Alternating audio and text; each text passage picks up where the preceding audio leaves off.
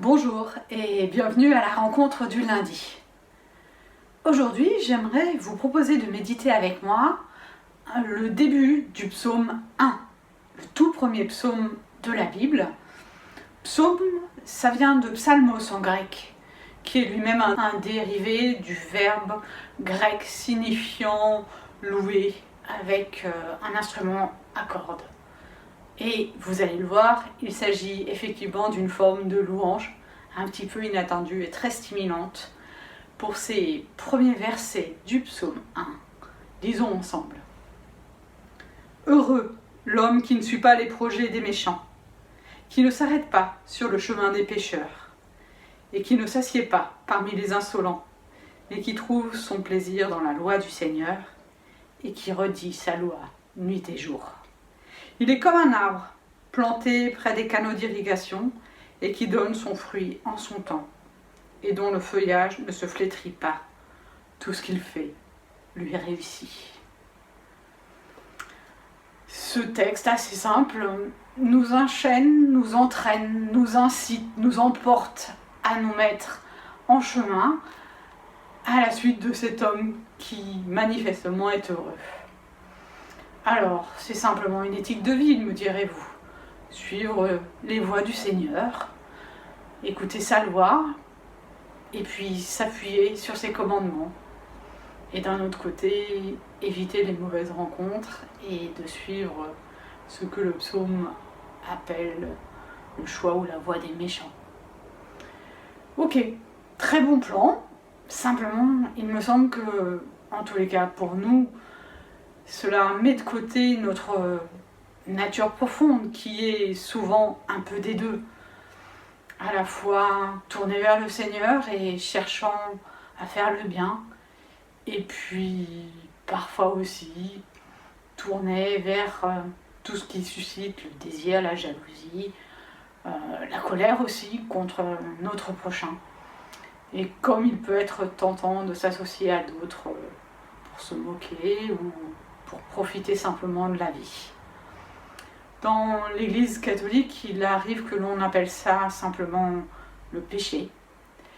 Et il est certain que nous sommes tous, quelque part, pécheurs. Alors, comment nous en sortir et suivre ce que ce psaume semble suggérer? Nous en remettre à cette voie heureuse?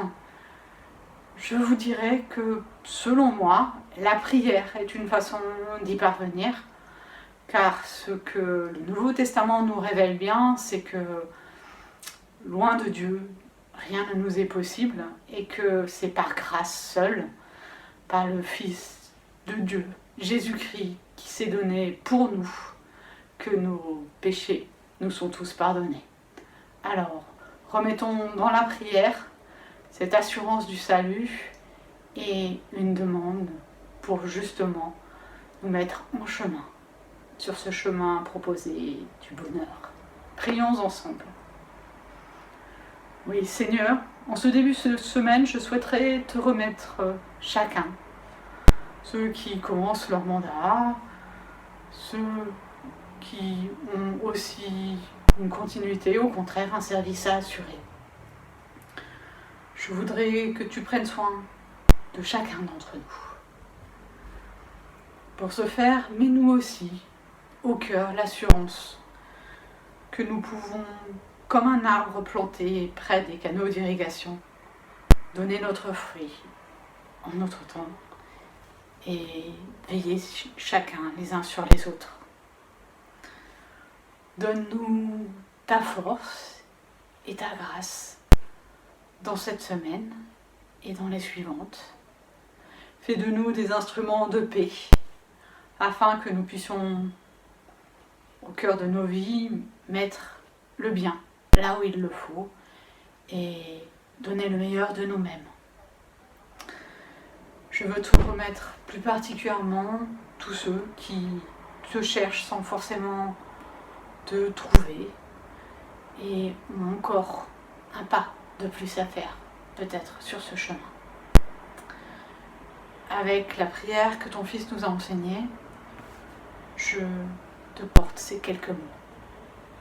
Oui, Notre Père qui es aux cieux, que ton nom soit sanctifié, que ton règne vienne, que ta volonté soit faite, sur la terre comme au ciel.